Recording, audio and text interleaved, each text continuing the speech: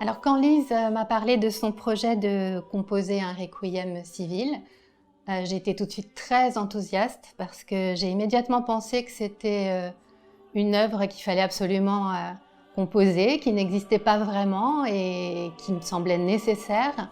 Quels mots utiliser pour accompagner cette cérémonie d'adieu? Voilà, de quels mots soutenir les familles? Les paroles d'un requiem visent à confier le défunt à Dieu et à lui promettre une vie éternelle. Donc si ce n'est pas le cas, comment amener tout de même malgré tout à une forme d'apaisement, de sérénité? Comment accompagner les familles? Comment être là voilà, de manière douce, attentionnée pendant ce moment.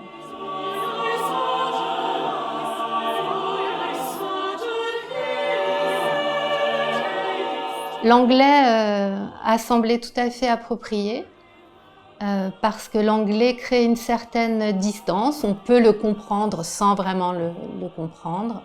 Mes inspirations me sont arrivées par des auteurs anglais, c'est-à-dire que j'ai pensé à Shakespeare qui dit quand même si bien que mourir après tout ce n'est peut-être que dormir, et c'est vrai qu'en termes d'apaisement, ces propos sont quand même merveilleux.